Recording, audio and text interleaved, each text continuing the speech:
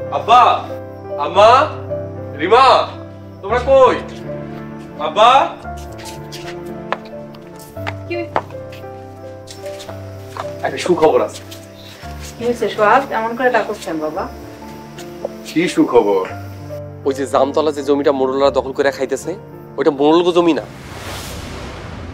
তাহলে কার জমি? ওইটা উত্তরপাড়ার রহিম মিয়া জমি। মোড়লরা জোর করে দখল করে নিছে। তাইলে তুই এখন কি করতে চাস? আমি রহিম চাচার ওই জমিটা কিনতে চাই। উনি কি এই জমি বিক্রি করব?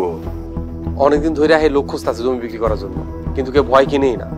টাকা দিয়ে ভেজাল কেনার দরকার নেই, আমার কোনো ঝামেলা নাই। কিন্তু তুমি টাকা পাইবা কই? সরকার চাচা ধার দেবো কইছে। এখন অল্প দামে কিছু বায়না করুম, পরে বেশি দামে বিক্রি করে রহিম চাচারে দিয়ে দেবো। তাইলে তো কালকেই তোর রহিম মিয়ার লগে দেখা করুন দরকার। মোরলরা কি তোরে দখল করতে দিব? আইনগত ভাবে নিমু, যেমন করে আমাকে বাড়িঘর দখল করছে তেমন করে আমরাও দখল করবো। তোর লগে আমি আছি বা এরকম জমি আর কোন কোন জায়গায় আছে এটা খোঁজলো। অনেক জমি এরকম আছে, মোড়লরা সব ভোগ দখল করে খাইতেছে। এইবার জমি আমরা দখল করে নেব, মোরল আমরা পথে বসাইছি।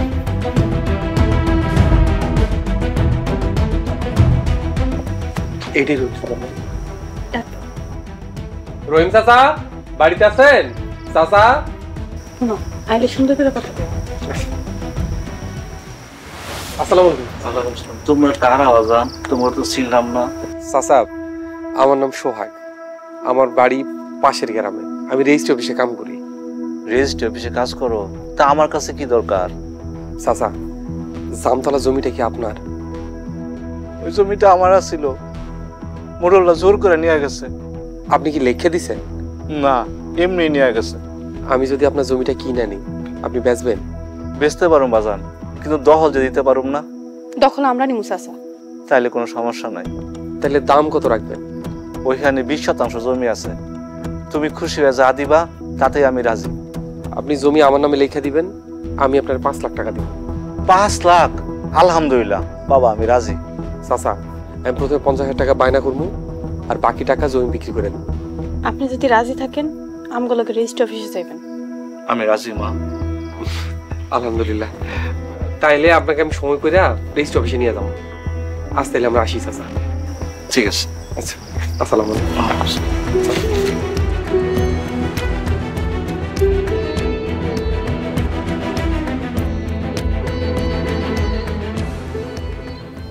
সুলতানা, এইবার আর মনে হয় তোমারে ধরে রাখতে পারলাম না। আল্লাহ, তুমি আমার সুলতানারে বাঁচাও। আমি সুলতানারে অনেক ভালোবাসি।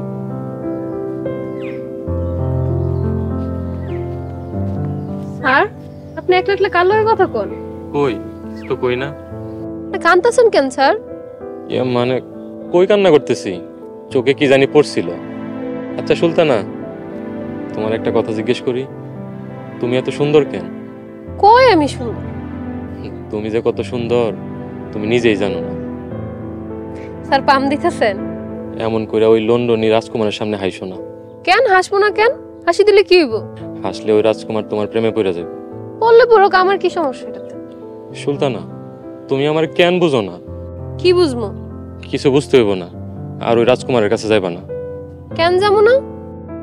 গেলে আমি অনেক কষ্ট পাবো। আপনি কষ্ট পাবেন কেন? আমি জানি না কেন কষ্ট পাবো, তোমার যাইতে না করছি তাই তুমি যাইবা।